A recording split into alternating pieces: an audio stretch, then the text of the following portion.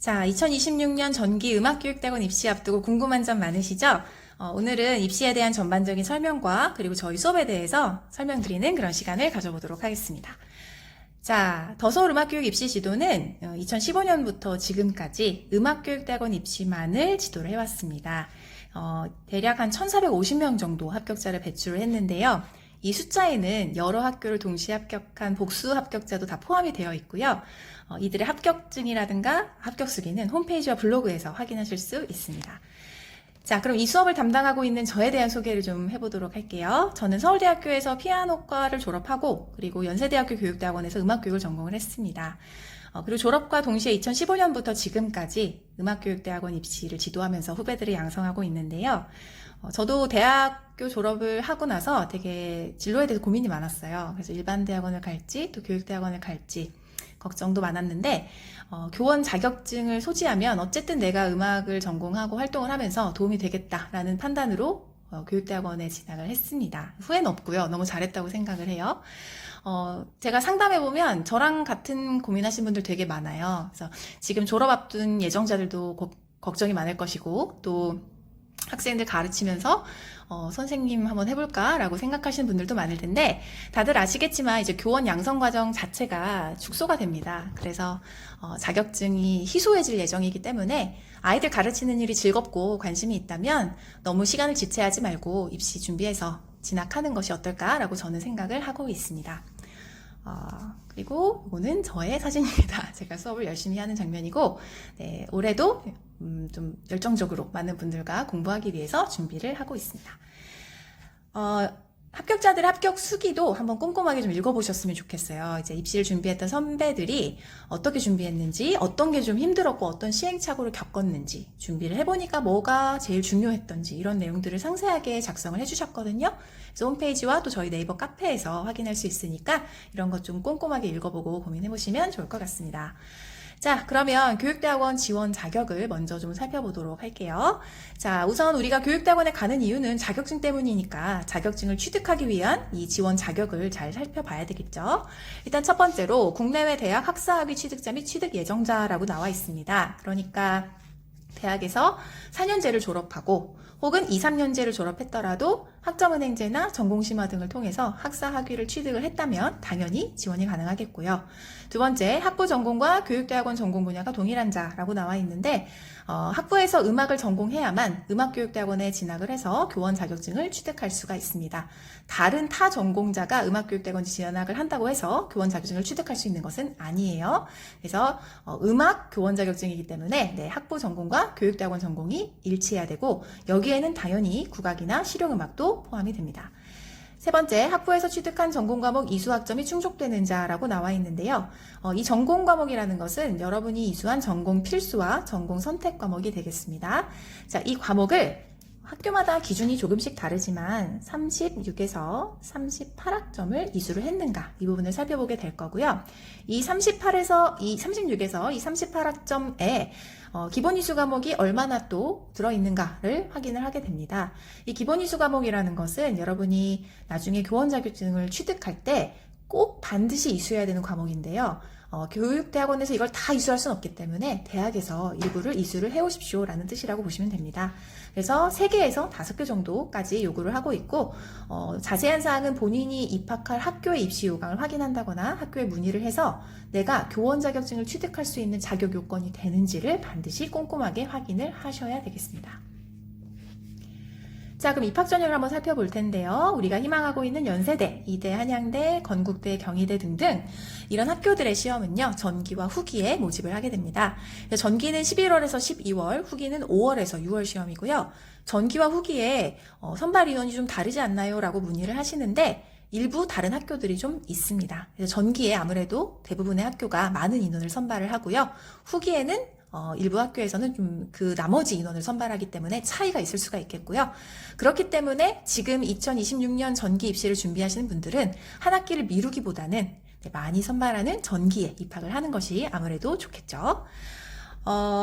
원서 접수는 한 달 전이기 때문에 실제로 모든 서류에 대한 준비는 이 입시 한 달 전까지 준비가 되어 있어야 된다고 보시면 되겠습니다.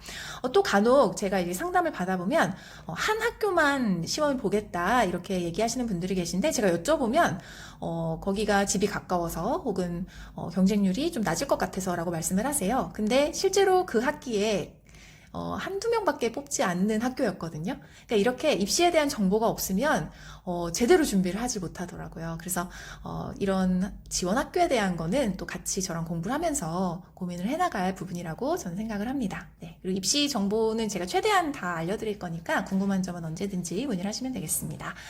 자, 그럼 입학 전형을 더 자세히 볼 텐데요. 첫 번째, 학부 성적이 입시에 반영이 됩니다. 성적이 이제 낮아서 고민이신 분들이 좀 있으실 텐데 성적이 낮아도 합격하신 분들은 상당히 많아요. 제가 같이 공부했던 분들 중에 2점대 합격자들도 꽤 여럿 있거든요. 네, 대부분 좋은 학교에 입학을 하셨습니다. 간혹 성적이 낮아서 입학하기 어렵다라고 어디서 얘기를 들었다 하고 찾아오시는 분들이 있는데 성적 때문에 대학원 입시를 포기할 일은 저는 아니라고 생각을 해요. 네. 물론 이제 성적이 여러분의 성실도를 파악하는 것이기 때문에 높으면 좋죠. 예, 하지만 낮다고 해서 불가능한 것은 아니다. 이렇게 생각하시면 되겠고요. 그 다음에 이제 학업계획서라는 서류를 제출을 해야 되는데 일부 학교에서 이 서류를 요구를 합니다. 그래서 이것은 여러분의 지원 동기 그리고 입학 후의 계획 이런 것들을 작성하는 서류인데 저는 이걸 기본 소양이라고 얘기를 하거든요. 왜냐면 글을 잘 써야 돼요. 그래서 우리가 아무래도 이런 글을 많이 안 써봤다 보니까 어려워하세요. 저는 선생님으로서 이런 것들을 글을 잘 나열하고 정리해야 된다라고 보기 때문에 기본 소양이라고 말씀을 드리고요. 그 다음에 이제 면접을 보죠. 네, 면접에서는 전문성을 봅니다. 여러분의 전공에 대한 전문성 또는 교육에 대한 전문성, 서양음악사, 음악이론, 화성학 이런 것들이 되겠고요. 또 교육에 대해서는 여러 가지 질문이 출제가 되고 여러분의 생각을 요하는 질문들이 나와요. 정말 다양한 질문들이 그동안 출제가 되어 와서 제가 그 질문만 취합해보면은 글쎄 막 정말 수백 개일 것 같아요.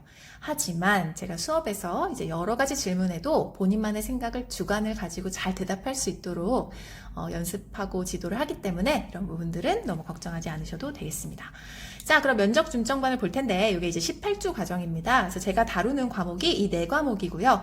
수업에서 이거 말고도 기본적인 국악이라든가 이런 것들을 다루기는 하지만 중점적으로 배우는 과목은 여기에 이 4가지라고 보시면 되겠습니다. 서양음악사, 역사에 대해서 잘 알고 있어야 되겠고요. 또 음악이론, 음악이론의 어떤 이해도라든가 이런 것들도 면접에서 다 확인을 하시기 때문에 그런 걸 준비해야 되고, 교육론, 아직 안 배웠지만 어느 정도 기초는 알고 있어야 된다고 보고요. 그리고 면접 지도, 수업에서 정말 그 한 명씩 최대한 많이 봐드리려고 하고 있거든요. 저는 교육대학원 시험에서 면접을 가장 중요하게 생각하는 사람 중에 하나예요.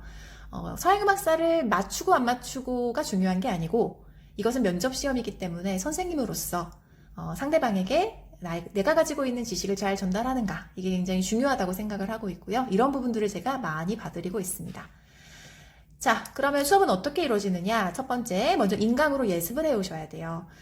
수업을 하기 전에 제가 인강을 이제 강의실에 올려드리는데요. 이 강의는 시험 기간까지, 그러니까 이 수업이 종료될 때까지 무제한으로 플레이가 가능합니다. 네, 제가 그런 부분들을 다 조치를 해놨기 때문에 여러분이 언제 어디서든 강의를 다시 듣고 또 들을 수 있도록 준비를 해두었고요. 예습한 강의는 그 다음 시간에 이제 수업 30분 전에 모의고사를 보고 확인을 합니다. 여러분이 잘 공부를 해왔는지. 그래서 모의고사는 매주 있다고 보시면 되겠고요. 또 수업에서는 이제 그 내용 정리와 함께 면접 연습이 이루어질 건데 어떤 내용들을 중점적으로 공부를 해와야 되는지 제가 카톡방에 또 공지를 해드립니다. 그래서 그런 내용들을 중심으로 공부를 해오시면 돼요. 이제 준비하다 보면 이런 생각 드실 거예요. 어떻게 18주 안에 이걸 다 하지? 라는 생각이 드실 텐데 맞아요. 그 서양음악사 같은 경우에는 학부에서 정말 1년 동안 배우는 과목인데 저희가 거의 이제 한 2달 안에 끝내거든요. 네, 그거는 제가 그만큼 좀 여러분에게 쉽게 서양음악사를 잘 이해하고 암기할 수 있도록 저만의 좀 노하우가 있기 때문에 그런 부분들을 통해서 그동안 국악 전공자든 실용음악 전공자든 다 잘 공부했다고 생각을 하고요. 저는 숲을 잘 볼 줄 아는 게 중요하다고 생각해요. 그래서 책을 막 한 장 한 장 다 읽어가면서 다 외워도 그거 시험 준비 잘했다고 보기 어려워요. 그래서 어떻게 또 이런 공부를 해야 되는지도 제가 수업 때 자세히 알려드리도록 할게요. 자, 그 다음에 이제 학업계획서를 준비를 해야 되는데요. 이 학업계획서는 지원 동기, 학업계획, 또 졸업 후의 계획, 기타 또 워낙 쓰고 싶은 사항들 이런 거를 작성하는 서류가 되겠습니다. 이 부분은 이제 제가 첨삭 지도를 하는데요. 이거는 이제 원하시는 분들만 지도를 받아요. 근데 사실은 이제 뭐 거의 다 받죠. 어쨌든 이거는 저희와 함께 이제 좀 그 카톡을 좀 주고받으면서 어떤 방향으로 이제 해야 될지 방향을 좀 잡아드리는 과정이라고 보시면 되겠고요. 제가 모자이크 처리를 했지만 이게 빨간색, 파란색 이런 것들이 제가 지적한 부분들이에요. 그래서 거의 지적이 안 된 부분이 없고 합격수기를 보면은 뭐 다 지워져서 온다, 속상했다 이런 말씀들 많이 하시는데 힘들어도 이 과정을 거치면 본인도 만족하는 그런 학업계획서 완성할 수 있다고 생각합니다. 자, 그 다음에 이제 네이버 카페에 여러 가지 제가 또 정보를 올려놨어요. 그래서 수업 시간표도 확인할 수 있고 또 합격 수기도 더 자세히 더 많이 찾아볼 수 있겠고요. 또 잘 기출되었던 문제들, 또 참고했으면 하는 자료들, 또 면접에 도움될 만한 자료들 이런 것들이 제가 카페에다가 잘 올리기 때문에 이런 또 카페를 잘 이용해서 입시 준비를 함께 해나가면 되겠습니다.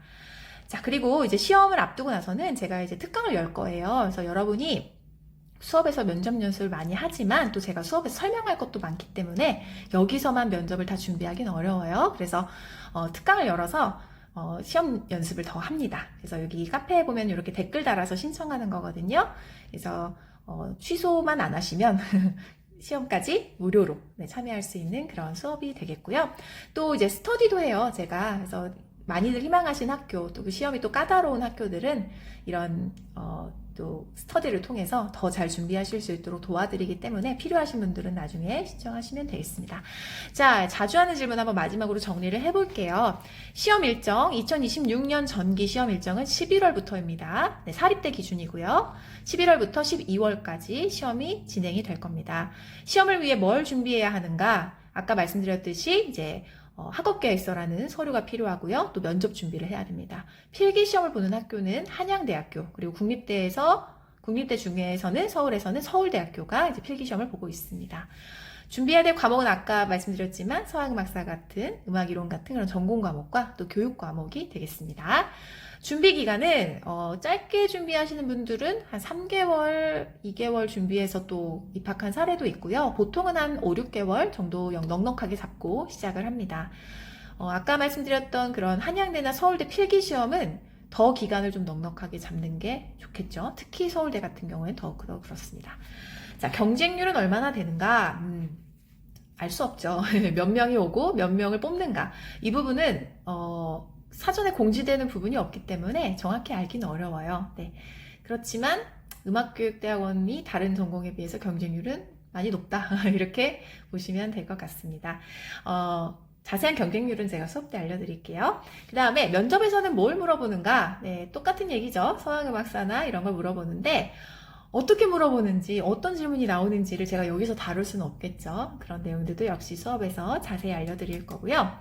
학점에 대한 안정권은 저는 글쎄요, 3점 중후반 때면은 그래도 관리가 되어 있다라고 생각을 합니다. 네, 요즘은 뭐 4점대 넣는 사람들도 꽤 있지만, 네, 3점 중후반대여도 충분히 합격할 수 있고, 또 3점 초반대 합격자도 많아요. 네, 그러니까 너무 걱정하지 말고 그 지나간 성적은 지난 일이고요. 네, 나머지 걸로 잘 커버를 해야 되겠죠. 네.